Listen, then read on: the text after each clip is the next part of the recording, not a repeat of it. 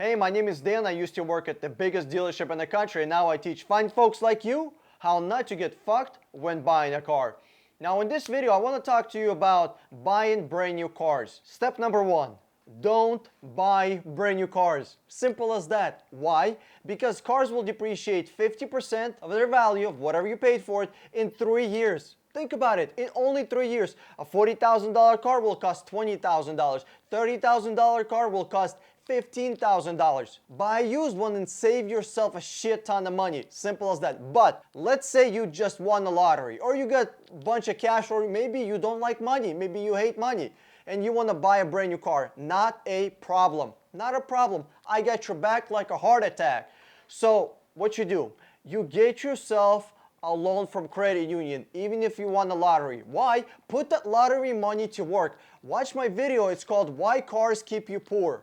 Because if you have cash, you put it somewhere at 7% interest rate, you're making money in 5, 10, 7 years, bam, you got yourself a free car. So that money paid for a new car that you bought with a loan. Even with the interest rate, it's still cheaper. Literally, if you got cash, don't use it for anything else except making money. That's just a pro tip right there. Step number two, we're gonna figure out how much we got approved for, and do we actually need to spend the entire money. Let's say we got approved for 60 grand. Do we need to go out and spend the entire amount of the loan that we got approved for? Or maybe we could do with 10, 20, 30, 40, $50,000 car. It all depends on the situation. So just because you got approved for this much, it doesn't mean you need to get yourself in a hole this much. You probably only need to be around here. Maybe.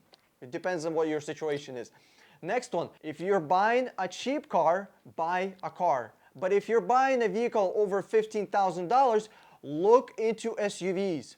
Why? Because when you buy an SUV, the depreciation on the SUV is much lower, aka SUVs will hold their value much better than cars. Actually, I made a video in the very beginning when I started this channel. It's called Death of the Sedans. If you go back to very beginning of the videos where I started to make them, I think beginning of September or something like that of 2018, it's called Death of the Sedan. If you literally type it in my search box channel type of deal, you can find it. I'm sitting in a white shirt with a red chair. Look into it. Sedans are going down in sales. They're going down in value dramatically. If you're going to be buying a sedan, oh boy, you're gonna take a huge hit when you're gonna be selling it, unless you're planning to keep that sedan for, next 15 years or 12 years to get every single penny out of it.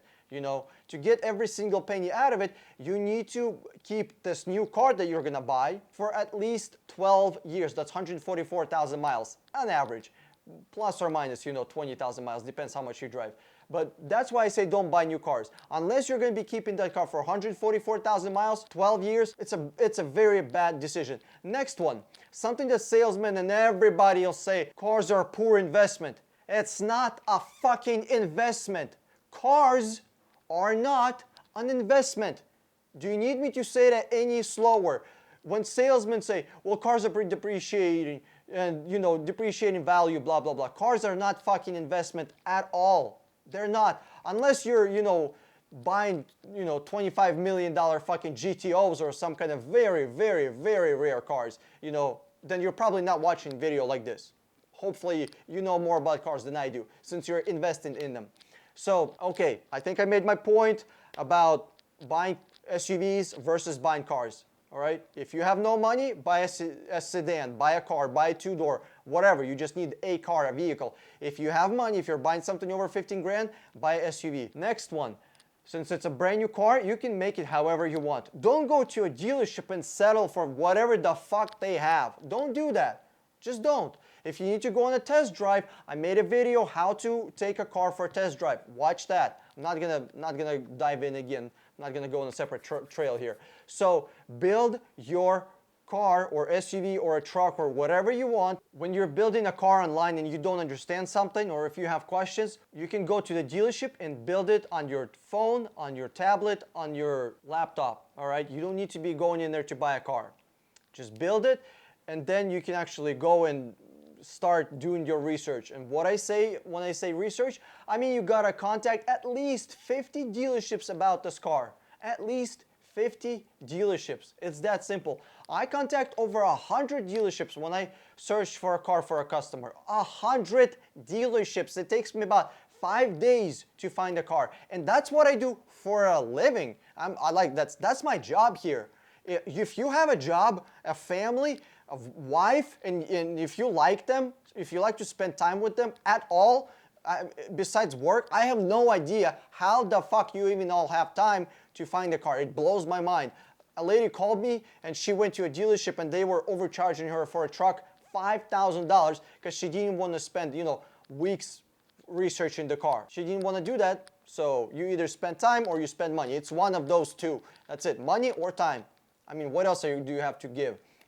So when I am talking about looking for a car nationwide, how do I explain this? I mean nationwide. I mean from California to New York to Florida, Texas, and back to California and over Washington.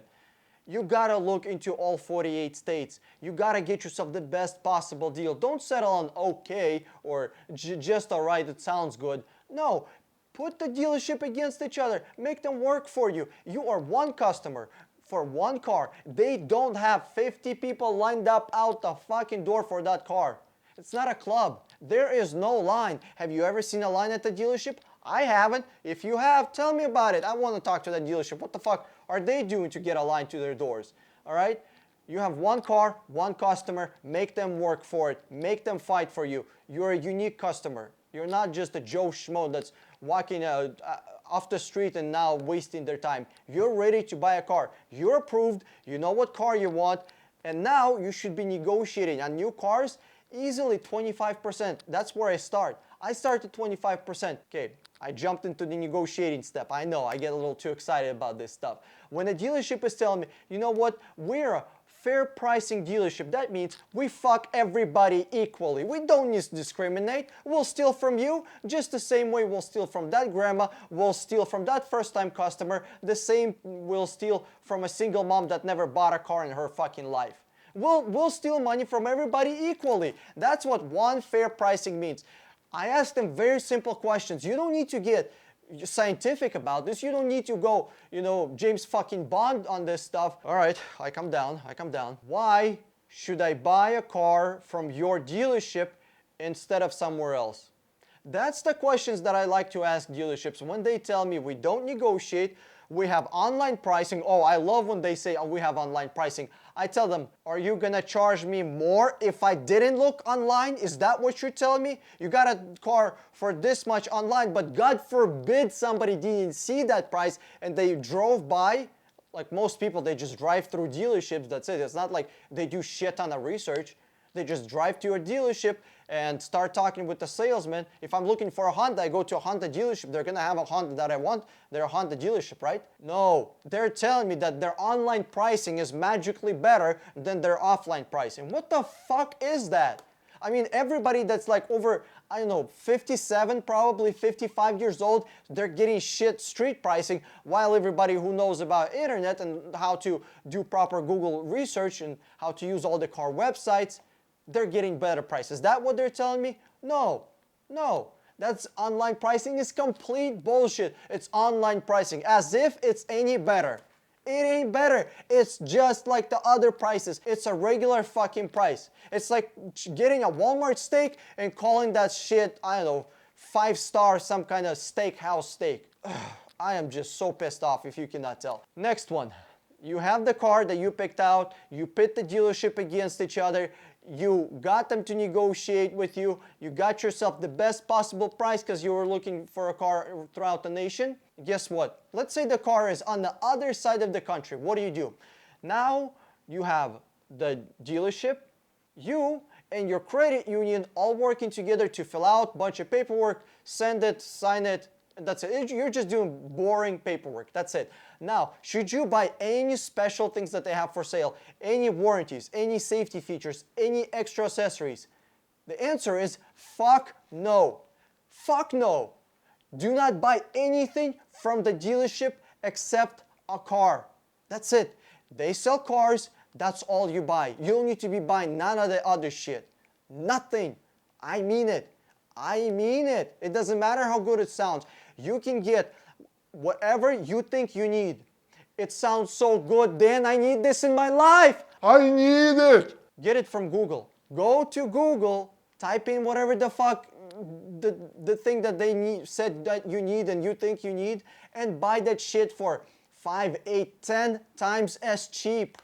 Dealerships don't make none of this stuff, okay? They don't. They take something, mark it up, and sell it to you. Whatever the dealership has, you can get the same shit on Google. You think you can't? Google it. I'm telling you, you can get everything on Google. So, next one. You bought the car, paperwork is in order, the car is waiting for you. And that's hella far away. You don't want to be driving over there, it's too far. You don't want to be flying over there and driving it back. You can skip all that headache. Find a shipping company, a car hauling company on Google, again on Google, have them ship the company to you. That's it. What if the dealership offers you to ship the car? Not a problem, not a problem. Dealerships offer to ship cars all the time. However, what they don't tell you is they mark the shit up hella. It takes about $1,200 to send a car from California to New York or from California to Florida, across the country from coast to coast, $1,300. Dealerships get that shit a lot cheaper because they have like huge contracts and stuff. If you're not getting less than $1,300 from a dealership or less than $1,200 from a dealership, or better even $1,100 or $1,000 from a dealership because they got contacts, they have contracts, they should be getting you better price. I remember when I used to work at the dealership, we would charge $3,000 to ship a car from one side of the country to another. That's literally 3 times the markup, and I know for a fact they were charging like $850 or $900 to ship the car. The profit in shipping just is insane. So unless the dealership is gonna give you some kind of amazing shipping car deal, then stay away from them. You know, you can keep the car on their parking lot for a week, 2 weeks, 3 weeks. It's not gonna bother them, okay? Get yourself a car hauling company and ship that bitch. Hey, if you enjoyed this video, give me a thumbs up below and click the subscribe button over my head, or watch one of those 2 videos if you wanna see more money saving tips about cars. This is Dan with 60 Minute Car. I'm signing out, and I'll see you on the internet.